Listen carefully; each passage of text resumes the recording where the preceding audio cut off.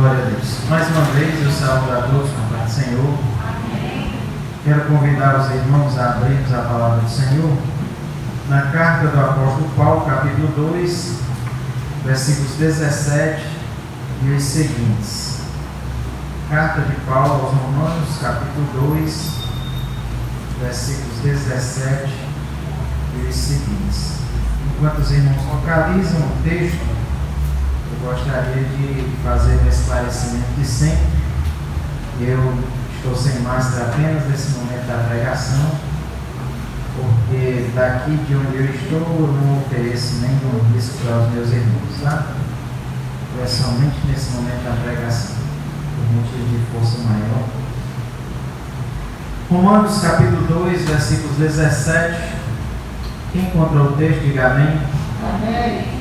Eu vou ler então e os irmãos vão acompanhando a leitura da palavra do Senhor, que diz assim: se porém tu, que tens por sobrenome judeu, e repousas na lei e te glorias em Deus, que conheces a sua vontade e aprovas as coisas excelentes, sendo instruído na lei, que estás persuadido de que és guia dos cegos, luz dos que se encontram em trevas, instrutor de ignorantes, mestre de crianças, tendo na lei a forma da sabedoria e da verdade. Tu, pois, que ensinas a outrem, não te ensinas a ti mesmo? Tu que pregas que não se deve furtar, furtas? Dizes que não se deve cometer adultério e o cometes? Abominas os ídolos e lhes roubas os templos? Tu, que te glorias na lei, desonras a lei pela transgressão da lei? Pois, como está escrito, o nome de Deus é blasfemado entre os gentios por vossa causa. Amém, irmãos? Vamos orar, pedindo ao Senhor que fale aos nossos corações através da sua bendita e maravilhosa palavra. Oremos. Amado Deus, em nome de Jesus, nós estamos aqui, Deus, na tua santa e gloriosa presença. Pai, te dou graças por essa oportunidade concedida por ti, Deus, para juntos celebrarmos e bendizermos o teu nome, Deus. Pai santo e eterno, que o Senhor possa falar aos nossos corações de uma forma toda especial nessa noite de culto, de adoração. Que o Senhor nos fale através da tua palavra, que os nossos corações e mentes estejam abertos e receptivos às tuas escrituras, Deus. Que sejamos edificados, consolados e exortados conforme a tua boa, agradável e perfeita vontade. Santo Deus, em o nome de Jesus nós oramos e pela fé, Deus, agradecemos. Amém e amém. Nós estamos falando, meus irmãos, já há algumas semanas acerca da carta do apóstolo Paulo aos Romanos, e já falamos de alguns textos do capítulo 1, já falamos de alguns textos também do capítulo 2, e hoje nós gostaríamos de falar um pouco acerca desse texto que nós lemos, dos versículos 17 até o 24, leitura que nós fizemos ainda há pouco. Nós gostaríamos de pensar um pouco, refletir um pouco acerca desse texto que acabamos de ler, tá? Se você não teve a oportunidade de estar aqui presencialmente nos outros cultos, você pode acessar lá o canal da igreja no YouTube e você pode assistir às outras pregações, tá? Estão todas lá disponíveis para quem tenha interesse de acompanhar. Então vamos pensar aqui um pouco acerca do que o apóstolo Paulo nos ensina através desse texto. Volte comigo ao versículo número 17. No versículo 17, Paulo diz: se porém tu, que tens por sobrenome judeu, e repousas na lei e te glorias em Deus, que conheces a sua vontade e aprovas as coisas excelentes, sendo instruído na lei, e que estás persuadido de que és guia dos cegos, luz dos que se encontram em trevas, instrutor dos ignorantes, mestre de crianças, tendo na lei a forma da sabedoria e da verdade. Paulo começa, nesses versículos que acabamos de ler, Paulo começa a dirigir uma crítica ao judaísmo, uma crítica a uma parcela dos judeus. Também não podemos dizer que o que Paulo fala aqui se aplica a todo o judaísmo, se aplica a todos os judeus. Não. Existiam judeus que eram tementes a Deus, existiam judeus que eram fiéis a Deus, judeus que creram em Jesus e receberam o Evangelho também. Então, nem tudo que Paulo diz aqui se refere a todo o judaísmo. Mas, sem sombra de dúvida, o que Paulo diz aqui é uma crítica a uma parcela dos judeus, a uma parcela do judaísmo. E Paulo fala bem diretamente a essas pessoas, a partir do versículo 17, Paulo vai dizer: se tu, porém, que tens por sobrenome judeu, tu que tens nome de judeu, que vem de uma família de judeus, que reconhecidamente está dentro de uma genealogia de judeus, Paulo está falando para essas pessoas. Para essas pessoas. E por que Paulo está se dirigindo especificamente a essa parcela, a uma parcela do judaísmo?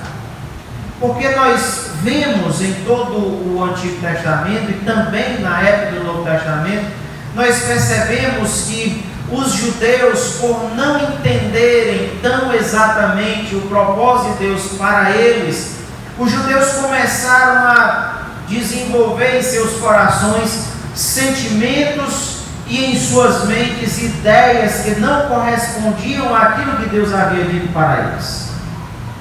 Deus desejava que a nação israelita fosse bênção para as outras nações à sua volta. Deus desejava que o mundo fosse alcançado por meio dos judeus. Deus desejava que, por meio de Abraão e dos seus descendentes, que são a nação israelita, Deus desejava que todas as famílias da terra, todas as nações da terra, fossem abençoadas por meio justamente da descendência de Abraão. No entanto, o que nós vemos em diversos momentos, não só do Antigo Testamento, mas também no Novo Testamento, o que nós vemos é a nação de Israel. O que nós vemos é o judaísmo. Vou me referir ao judaísmo porque Paulo aqui, na época do Novo Testamento, Paulo usa a expressão judeu para se referir à nação inteira, tá? Então vou usar apenas essa expressão, judaísmo ou judeus. Okay? Então, o que nós vemos no Antigo Testamento e no Novo Testamento é o judaísmo se desviando do centro da vontade de Deus. O que nós vemos em diversos momentos da história dos judeus é a nação se afastando das orientações que Deus havia transmitido a ela, a toda a nação. O que nós vemos é esse, é um distanciamento. Distanciamento que em determinados momentos da história dos judeus vai resultar em juízo da parte de Deus sobre a nação. Cito aqui como exemplos clássicos, exemplos maiores, a conquista da Assíria sobre o Reino Norte. Os assírios conquistam o Reino Norte por causa dos pecados da nação. Posteriormente, a Babilônia conquista não apenas o Reino Norte, que já havia sido conquistado pelos assírios, mas a Babilônia conquista também o Reino Sul, que havia resistido na época dos assírios. Foram dois momentos clássicos de juízo da parte de Deus sobre a nação judia, que estava se distanciando de Deus cada vez mais. Nós vemos em alguns momentos no Antigo Testamento os próprios livros da Bíblia dizendo que Israel havia se tornado pior do que as nações à sua volta. Nós encontramos determinados momentos da história dos judeus em que eles se entregaram a práticas que eram piores do que as práticas das nações pagãs à sua volta. Nós vemos, por exemplo, alguns reis de Israel e de Judá também, que sacrificaram seus filhos a Moloque. Para quem nunca leu sobre Moloque, nunca pesquisou sobre essa suposta divindade lá em Canaã, Moloque era um ídolo, tá? E como um ídolo ele tinha uma imagem, e a imagem que faziam de Moloque era uma imagem de metal, tá? Uma imagem de metal, e os braços da imagem ficavam postos nessa posição aqui, ó, nessa posição, um pouco inclinado, como está aqui o meu braço, e essa imagem de metal ela era oca. Aqui, onde ficava o final do braço, aqui onde está meu tórax, meu abdômen, esse ídolo ele tinha um buraco aqui nessa região, e ele era oco, e pela parte de trás eles colocavam lenha e tocavam fogo nessa lenha. Aí quando o fogo queimava, por ser um objeto de metal, o metal ficava avermelhado de calor. E aí algumas nações vizinhas a Israel sacrificavam as crianças a Moloque, colocavam a criança viva ainda nos braços avermelhados de calor daquele ídolo, colocava aqui nos braços, a criança rolava e caía dentro do fogo que estava queimando no interior daquele ídolo. Isso era praticado pelas nações lá em Canaã, e Israel fez a mesma coisa. Os judeus também fizeram a mesma coisa. Houve reis tanto de Israel no norte quanto Judá no sul, na época do Império Dividido. Houve reis que sacrificaram seus próprios filhos. Então, em diversos momentos da história da nação judia, esse povo se afastou gravemente das orientações de Deus, se afastou seriamente do propósito de Deus. No entanto, mesmo vivendo uma conduta totalmente tortuosa, uma conduta totalmente entenebrecida, uma conduta de trevas, uma conduta reprovável, mesmo assim, os judeus se orgulhavam diante das demais nações, e se orgulhavam simplesmente pelo fato de serem judeus. Eles se orgulhavam porque eram judeus, eram descendentes de Abraão. No que diz respeito à descendência, eles eram descendentes de Abraão, vinham de uma genealogia que tinha como patriarca Abraão, e eles se orgulhavam por causa disso. Se orgulhavam, eles diziam: eu sou judeu, sou hebreu, filho de hebreus, circuncidado ao 8º dia. Muitas vezes Paulo usa essa expressão para dizer para os judeus que ele também tinha tudo aquilo que os judeus se orgulhavam de ter.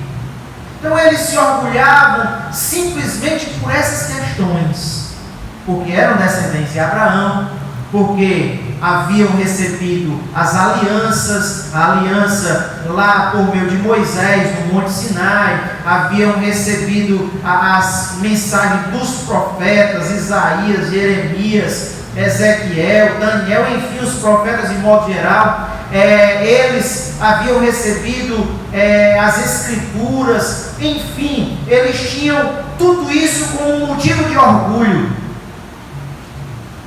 se orgulhavam dessas coisas, mesmo que vivessem de uma forma totalmente desregrada, mesmo que vivessem de uma forma totalmente desagradável a Deus, eles se orgulhavam disso. Paulo vai fazer uma crítica direta ao judaísmo. Ele começa nesse versículo dizendo: olha, se tu, porém, que tens por sobrenome judeu, tu que repousas na lei e te glorias em Deus. Os judeus se gloriavam: nós conhecemos a Deus, nós somos filhos, nós somos herdeiros de Deus. Eles se orgulhavam em Deus. E Paulo diz: vocês que conhecem a vontade de Deus, vocês que aprovam as coisas que são excelentes, vocês que são instruídos na lei, vocês que estão persuadidos de que são guias dos cegos, vocês que estão persuadidos também que são luz para os que se encontram nas trevas, vocês que acreditam serem instrutores dos ignorantes, vocês que acreditam ser mestres das crianças, vocês que estão convencidos de tudo isso. Os judeus eram convencidos de tudo isso. Eles achavam realmente, tudo que Paulo está dizendo aqui, eles achavam que eram. Eles achavam que eram a luz do mundo, mesmo vivendo em pecado. Mesmo praticando coisas que eram abomináveis diante de Deus, mesmo realizando algumas ações que eram reprováveis de acordo com as orientações de Deus, mesmo assim eles achavam que eram luz para os que estavam nas trevas. Mesmo vivendo tortuosamente, eles achavam que eram instrutores dos ignorantes. Mesmo vivendo de maneira desagradável a Deus, eles achavam que eram mestres de crianças. Mesmo assim. E aí Paulo vai mostrar para eles que as coisas não são bem assim. Que as coisas não eram bem dessa maneira que eles acreditavam. E aí Paulo começa a lançar algumas perguntas, e são perguntas de retórica, porque são perguntas que as respostas são óbvias, não precisa responder, porque são perguntas apenas para efeito de retórica. São chamadas perguntas de retórica cujas respostas são óbvias. Paulo começa a direcionar uma crítica através de uma série de perguntas para o judaísmo. E Paulo começa a dizer no versículo 21: tu que ensinas a outrem, não te ensinas a ti mesmo? Lembra da crítica que Jesus fez aos fariseus? Na cadeira de Moisés se assentaram os escribas e os fariseus. Façam tudo o que ele vos disser, tudo o que eles ensinarem, façam. Mas não façam o que eles fazem. Por quê? Porque eles ensinavam e não faziam o que ensinavam. É exatamente essa mesma crítica que Paulo vai fazer aqui ao judaísmo. Vocês que se orgulham de serem luz para os que estão em trevas, vocês que se ensoberbecem de serem instrutores dos ignorantes, vocês que se gloriam em Deus, que dizem conhecer a lei, vocês se colocam na posição de mestres de crianças, vocês que ensinam aos outros, vocês não ensinam a si mesmos, não? Paulo não está atrás de resposta, Paulo está afirmando através de uma pergunta de retórica. Paulo está querendo dizer: por que vocês ensinam os outros e não aprendem o que vocês mesmos ensinam? Por quê? Essa é a primeira grande questão levantada por Paulo. Meus irmãos, não adianta só conhecer, não adianta só ter um arcabouço teológico, uma construção bem sólida de conhecimento na sua mente. Isso não é suficiente. Conhecimento, informação na cabeça não é sabedoria. Tem gente que é muito conhecedora, tem pessoas que são muito conhecedoras, conhecem muito, têm muitas informações nas suas cabeças, mas não são sábios porque não vivem de acordo com o conhecimento que têm. O mais importante não é simplesmente conhecer. O conhecimento é importante, sim. O conhecimento é necessário, sim. Não podemos ignorar o conhecimento, não podemos desprezar o conhecimento. Devemos, se tivermos a oportunidade, devemos conhecer, sim. Mas o conhecimento não é o mais importante, porque o conhecimento dissociado, o conhecimento separado da prática do que se conhece, não tem valor algum. não tem valor algum. Você pode ter títulos e mais títulos. Você pode ter título disso, título daquilo. E as pessoas se empolgam bastante com titulações. Vocês estão vendo aqui uma série de títulos que os judeus utilizaram. A pessoa pode ter diversos títulos, mas títulos não empolgam a Deus. Títulos não empolgam ao Senhor. O que traz alguma comoção a Deus, se é que podemos usar essa palavra, comoção, tá? Se alguma coisa toca o coração de Deus, não é simplesmente o conhecimento que você ou eu temos, mas é a nossa conduta baseada no que nós conhecemos.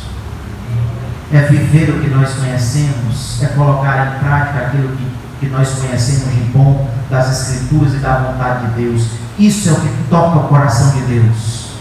Não é título. Você pode ter diversos títulos, como os judeus apresentam aqui alguns dos seus títulos e Paulo enumera. Você pode ter títulos também. Você pode ter título de pastor.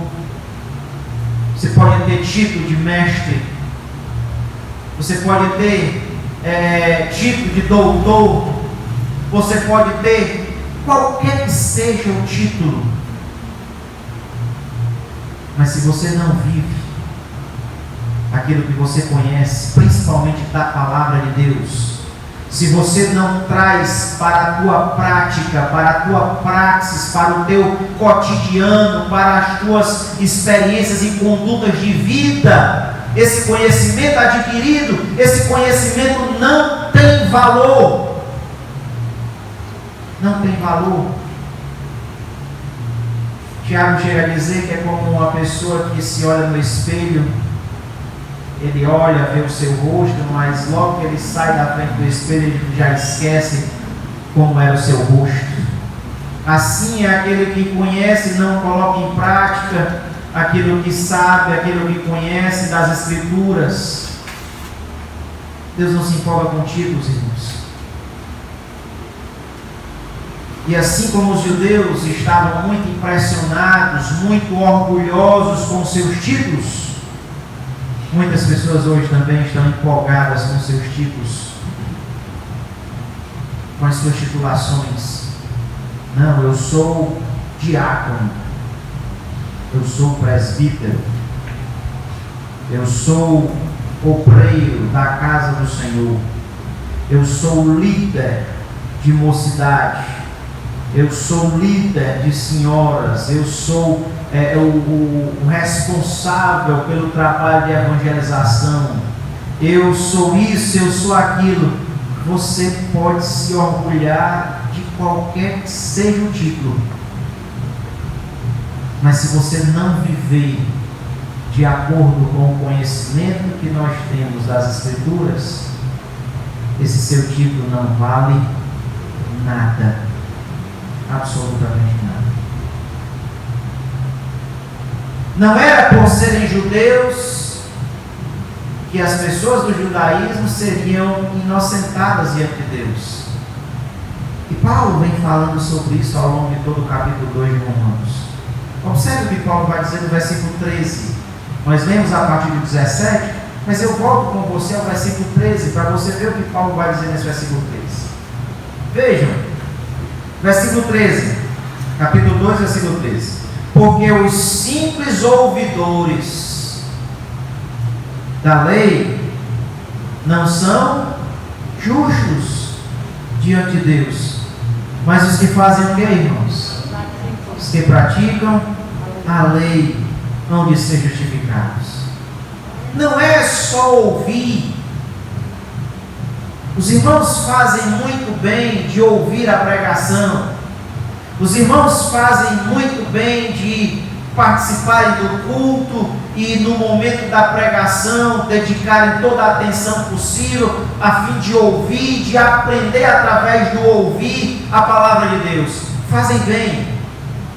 Fazem bem também aqueles que leem as Escrituras, não só os ouvintes, mas os leitores também, aqueles que leem as Escrituras, também fazem muito bem. Devemos ler as Escrituras diariamente. Todos os dias devemos reservar um momento da nossa vida para lermos as Escrituras, e isso é bom, é necessário, mas não basta só ouvir, não basta apenas ler. Para Paulo, e não somente para Paulo, mas para diversos outros escritores do Novo Testamento, dentre eles Tiago principalmente, não basta conhecer através do ouvir e conhecer através da leitura, é necessário também colocar em prática. E é isso que torna alguém sábio. É isso que torna alguém sábio. A sabedoria é o conhecimento adquirido, o conhecimento do que é bom, do que é correto, do que é direito. Sabedoria é esse conhecimento colocado em prática. Isso é sabedoria.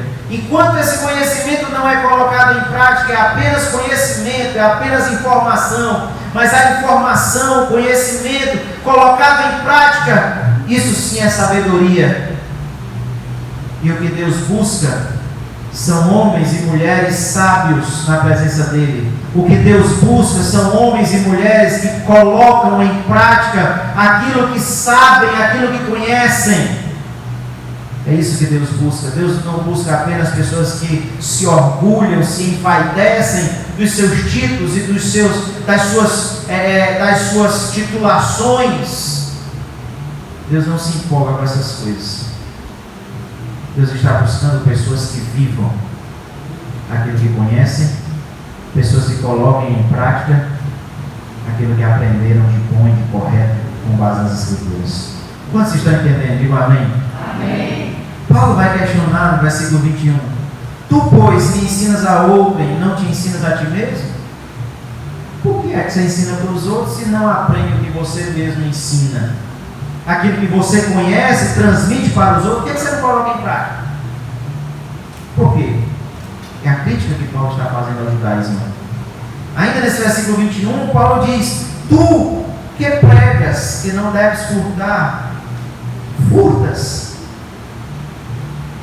Veja, não é só a questão de ensinar, não é só a questão de conhecer, mas até mesmo a questão de pregar, de ser um pregador, de ser alguém que transmite a palavra para outros. Paulo apresenta a crítica de que Deus não está empolgado, Deus não está preocupado de ver alguém só pregar contra o furto, contra a mentira, contra o engano, pregar contra o pecado de modo geral. Deus não está querendo apenas que as pessoas preguem contra o pecado. Deus está querendo que as pessoas vivam distantes do pecado e não apenas pregar contra o pecado. O judeu dizia que furtar era errado, mas muitas vezes aquele que dizia que furtar era errado, ele furtava. Nós, crentes, sabemos que mentir é errado, que mentir é pecado, e nós condenamos a mentira por meio das nossas palavras, mas muitas vezes mentimos. A crítica também é para todos aqueles que falam, pregam, ensinam e não fazem o que vivem. Paulo está criticando aqui o judaísmo, mas a crítica não é só para o judaísmo. A crítica não é só para o judaísmo. A crítica é para nós também. A crítica é para nós. Nós dizemos, não matarás. Nós ensinamos para as pessoas os mandamentos de que não devemos matar, não devemos roubar, não devemos cobiçar, não devemos dar falso testemunho e tudo mais. No entanto, muitas vezes se faz o contrário do que se ensina, se age de uma forma diferente, uma forma distinta daquela que é ensinada. Quantos escândalos nós não vemos em nossos dias? De pessoas que dizem uma coisa, que são evangélicos e tal, e se envolvem em escândalos, se envolvem em práticas que acabam manchando o Evangelho, manchando o nome de Cristo. Quantas vezes nós não vemos? Nós vimos agora recentemente uma deputada federal que tem nome de Rosa, tem nome de planta, né? Não vou citar o nome dela, porque os irmãos sabem quem é. Forjou, pelo menos é essa a conclusão dos investigadores, forjou juntamente com alguns dos seus filhos adotivos a morte do próprio marido. E ela não só é deputada federal, mas supostamente é pastora também. E como pastora, ela deve ter pregado várias vezes que não se deve matar, que não se deve fazer isso, não se deve fazer aquilo. E ela, de acordo com as investigações, foi apontada como a mentora, a pessoa que idealizou todo o plano de matar o marido, que era supostamente pastor também. Não é o título que impressiona Deus. Pregador, evangelizador, mestre. Não é o título que impressiona Deus, mas é a nossa vida, a nossa conduta, a nossa prática, que de alguma maneira traz alguma impressão para Deus. Lembram das palavras de Deus em relação a Jó? Satanás se apresenta diante de Deus e Deus diz para Satanás: viste o meu servo Jó, homem íntegro, homem reto, que se desvia do mal. Você viu? Olha o que é que chamou a atenção de Deus na vida de Jó. Não foram os títulos de Jó. Deus não disse: você viu meu servo Jó, com mestrado na área de administração de empresas? Você viu meu servo Jó, homem de muitas posses? Você viu meu servo Jó, tem o título de doutor em tal área? Não são os títulos que chamam a atenção de Deus, não são os títulos que Deus ressalta na vida de Jó, mas a conduta dele, seu procedimento. Viste o meu servo Jó, homem íntegro, reto, temente a Deus, que se desvia do mal. É a vida, é a conduta de Jó que chama a atenção de Deus e que é ressaltado pelo próprio Deus. É a sua prática. O Evangelho, meus irmãos, a fé cristã não é uma questão de teoria. A fé cristã, o cristianismo de modo geral, não é simplesmente uma questão de teoria, mas é uma questão de vida, é uma questão de prática. O Evangelho é um estilo de vida. É um estilo de vida que é colocado em prática todo dia. Não é apenas um curso que você faz e enche a sua cabeça de informações. Enche a sua cabeça de determinado conhecimento teológico. O cristianismo não é apenas isso, o cristianismo é prática, o cristianismo é uma vida em ação, é uma vida que se desenrola por meio das práticas do dia a dia, é por meio do procedimento que o cristianismo é expresso nesse mundo que vivemos. E era isso que o judaísmo ignorava. Se orgulhava nos seus títulos. E Paulo continua fazendo uma série de perguntas, eu não vou me deter em todas elas. Todas elas apontam para a mesma resposta. Era a resposta de que os judeus faziam, ensinavam, mas não faziam o que ensinavam. Conheciam, mas não viviam o que conheciam. Tá? Versículo 22, Paulo diz: dizes que não deve cometer adultério e o cometes? Abominas os ídolos e lhes roubam os templos? Tu que te glorias na lei, desonras a lei pela transgressão da lei. Olhem só, irmãos. Eles conheciam, diziam honrar a lei, mas desonravam a lei pela transgressão da própria lei. Era essa a grande problemática dentro do judaísmo, de acordo com a abordagem de Paulo aqui nesse texto. E talvez seja esta uma das grandes problemáticas do movimento evangélico brasileiro de nossos dias. Talvez o problema do movimento evangélico brasileiro vá um pouco além desse aqui que Paulo fala em relação ao judaísmo. Porque aqui, pelo menos, os judeus tinham conhecimento. Eles conheciam, só não viviam. Nós temos o agravante, principalmente nós pentecostais, nós temos o agravante de não conhecer. O que se torna pior ainda. Os judeus pelo menos conheciam. E nós conhecemos pouco. Ou não conhecemos. O que torna a situação mais delicada. Conhecemos pouco porque não valorizamos a educação.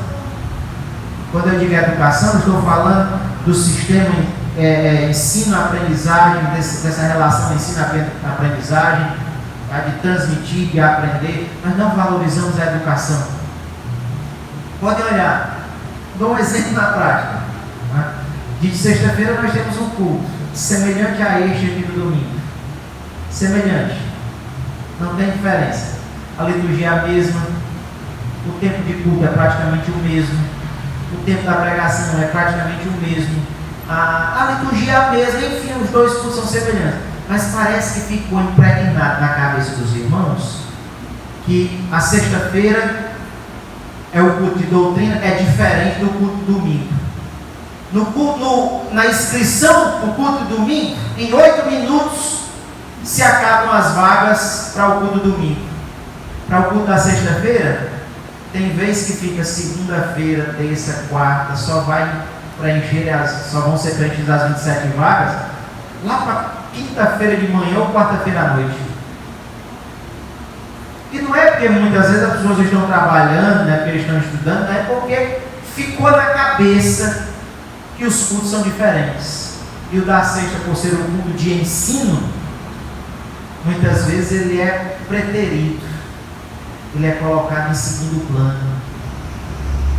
Nós temos o agravante de não valorizar a educação. Você pega a escola bíblica dominical, você pega uma igreja de 200 pessoas, da escola dominical, dentro desse universo pentecostal, vem 30 pessoas. Vem 30.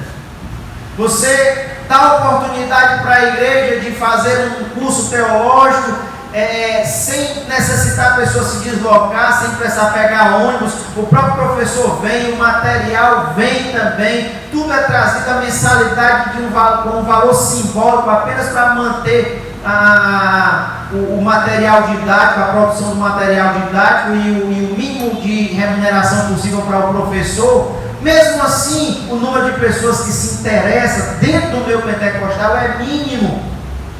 Nós temos o agravante de não conhecer, de conhecer pouco.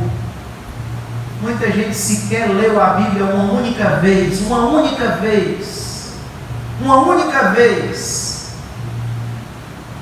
Ler uma só vez não é suficiente para você conhecer obra nenhuma.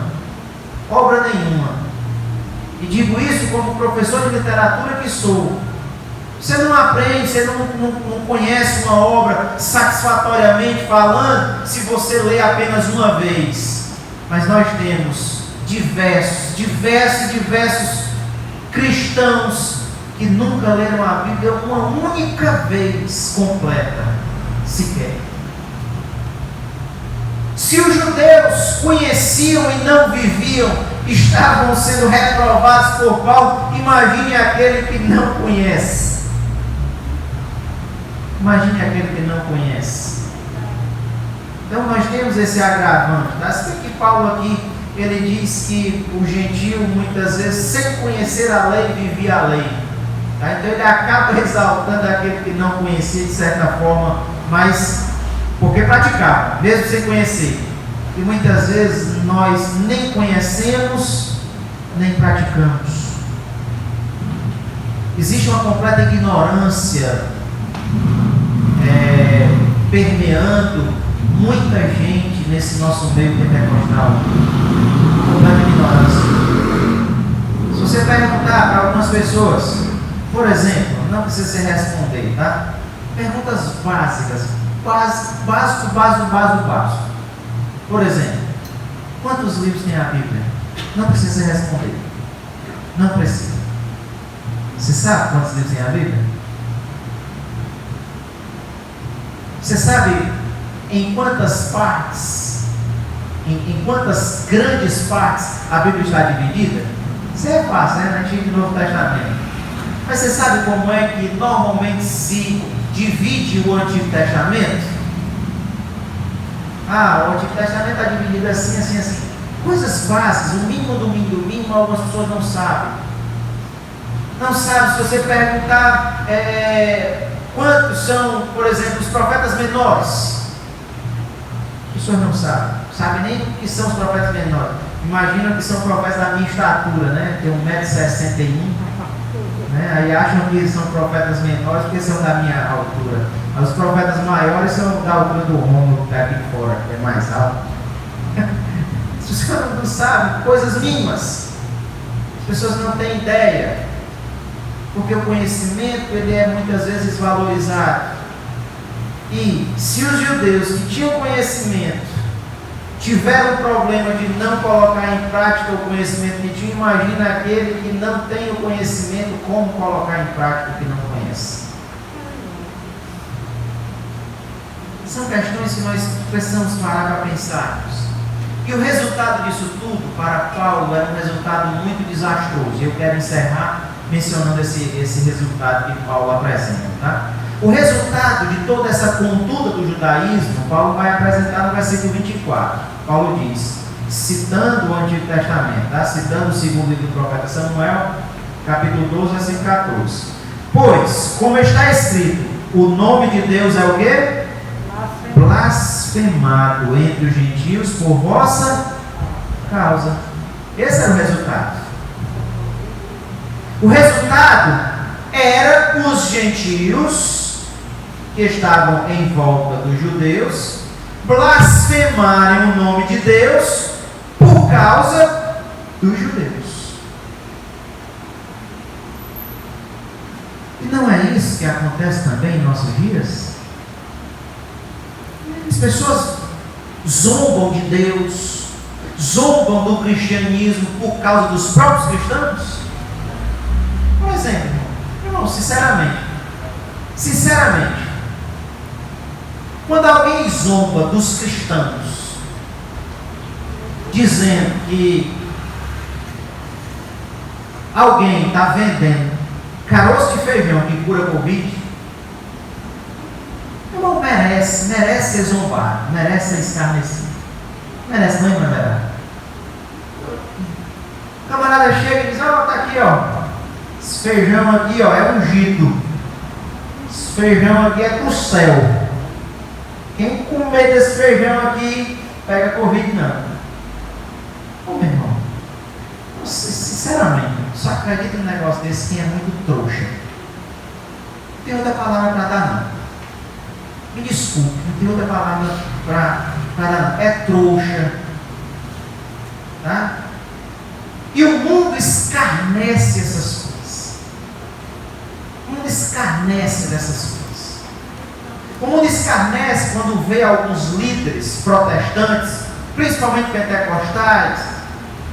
Tem um aí, vou dizer só as siglas, as iniciais do nome dele, é o SM, tá? Aí você procura saber quem é esse SM, use aí a sua criatividade, tá? O SM, um dia desse, estava abraçado com um determinado político. Determinado político abraçou o político, bateu no ombro dele e disse, esse aqui é o nosso presidente. Aqui, esse aqui é o nosso presidente. E disse que Deus estava revelando a ele que esse aqui é o presidente. E ele se referia ao Aécio Neves. O Aécio Neves hoje não ganha mais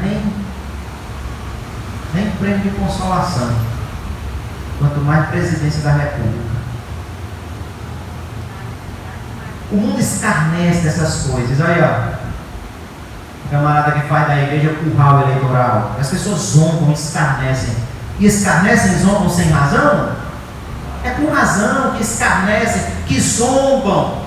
Porque o nome de Deus era blasfemado por causa da conduta dos judeus. Da mesma forma, o nome de Cristo, o cristianismo, é escarnecido por causa da conduta de muitas pessoas que se declaram cristãs.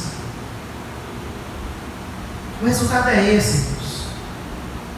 As pessoas não descontam nas outras pessoas que dão mau testemunho. As pessoas blasfemam é de Deus. Existe um filósofo alemão muito conhecido,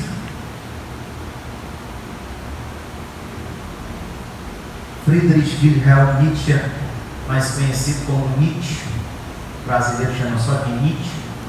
O Nietzsche era neto de pastor protestante.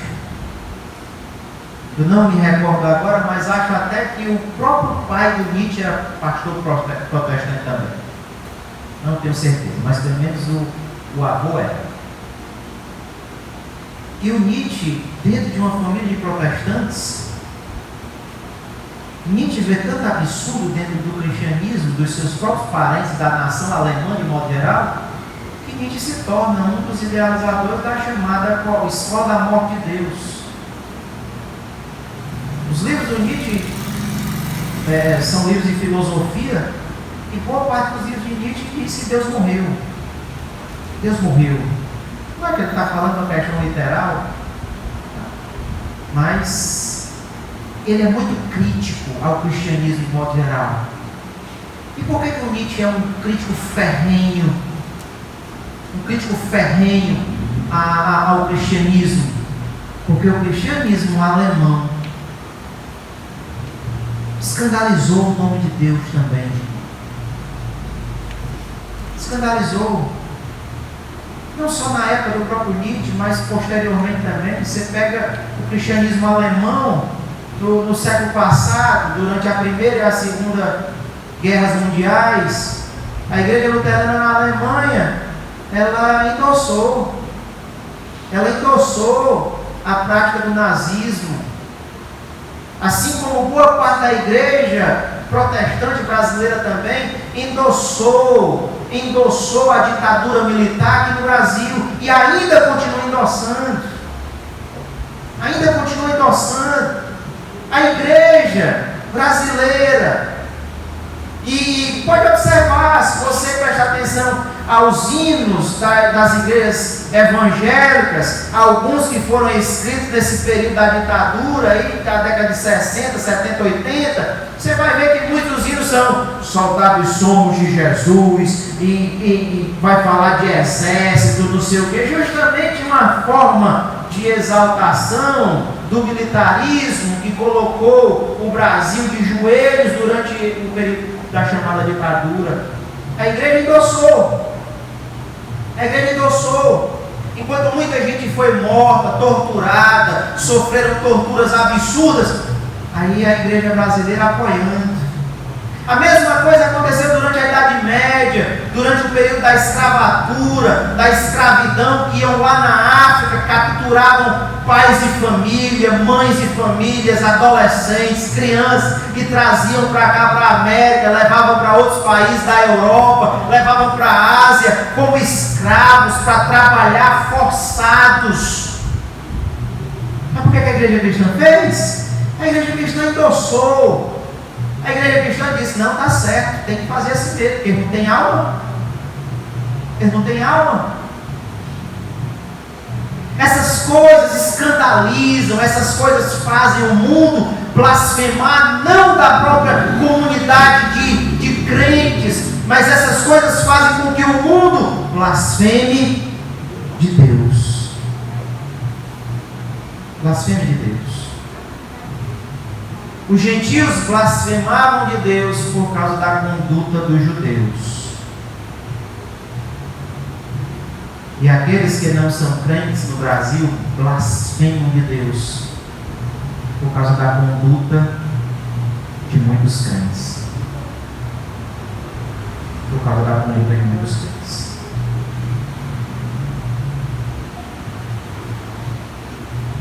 Conduta que muitas vezes o cristianismo endossa cegamente. Foi dito na campanha eleitoral de 2018 que determinado candidato era o candidato de Deus, o candidato da família. E as pessoas falam as coisas sem pensar, sem refletir. Falam as coisas sem parar para prestar atenção. E isso escandaliza o mundo. Porque o candidato que era apontado como candidato da família já ia no terceiro casamento. Terceiro casamento. Terceiro. E a grande maioria da igreja cristã dizia: esse aqui é o candidato da família. Como é que é candidato da família, irmãos? Como é que é o candidato da família vivendo dessa forma? Aí sabe o que é que isso causa no mundo? O mundo olha e diz: olha o discurso contraditório deles. Olha o discurso contraditório deles. Meus irmãos, eu trabalho com pessoas que na sua grande maioria não são crentes. E o que eu tenho que escutar dessas pessoas em relação à igreja não é brincadeira. E eu não tenho que discordar, porque muitas das críticas que são feitas são coerentes. São críticas fundamentadas. São críticas fundamentadas. A nossa conduta, ela traz como resultado ou a blasfêmia ou o louvor ao nome de Deus. Quando vivemos de forma coerente, isso resulta em louvor a Deus. Mas quando nós vivemos de forma tortuosa, isso resulta em blasfêmia direcionadas a Deus. Quantos entenderam? Digo amém? Amém. Paulo nos mostra o quanto é importante a nossa conduta, irmãos. Não só títulos, não só nomes, não só posições, mas a nossa conduta, a nossa vida, a nossa prática são muito importantes nesse mundo. Porque o mundo, ele vê a nossa fé por meio da nossa obra, por meio da nossa conduta.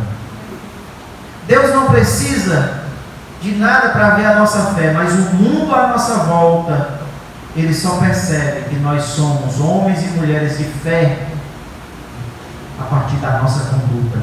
É exatamente por isso que Tiago diz que as obras, a fé sem as obras, ela é morta. Até Tiago diz que alguém poderia dizer: me mostra a tua fé sem as obras, que eu te mostrarei a minha fé por meio das minhas obras.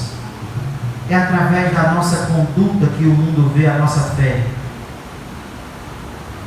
É através das nossas obras, da nossa vida, do nosso procedimento. E não através dos nossos títulos. O irmão ali, ó, é isso e aquilo. Só é alguma coisa se viver porque conhece. Títulos não valem nada. Quantos podem dizer amém? Amém. Curva a sua cabeça e ore comigo agora, em nome de Jesus. Amado Deus, no nome de Jesus, nós estamos na tua presença, gratos por tua palavra, que é lâmpada para os nossos pés, luz para o nosso caminho.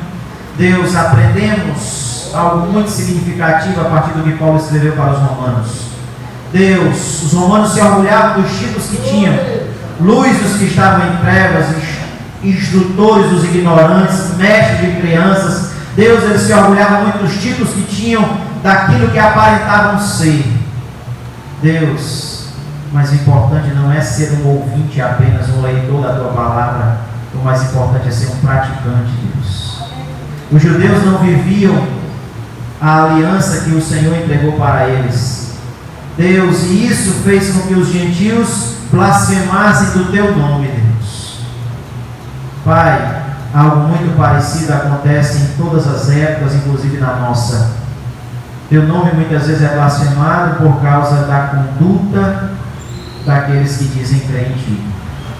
Pai, nos ajude a entender que O que o Senhor deseja que nós façamos nesse mundo é viver de forma agradável a Ti, Deus, para que o mundo veja em nós Cristo, para que o mundo veja em nós o resultado da obra de Cristo, obra que nos transforma em novas criaturas, Cristo que nos transforma em novos seres que deixaram o pecado para trás e vivem em novidade de vida. O mundo quer ver em nós isso. E é quando o mundo vê isso que o mundo glorifica o Teu nome, Deus. Pai, em nome de Jesus, nos ajude a guardar a Tua palavra que foi ensinada nessa noite. Que possamos colocar em prática para a glória e louvor do Teu nome. Pai amado, assim nós te oramos e pela fé nós já agradecemos em nome de Jesus. Amém e amém.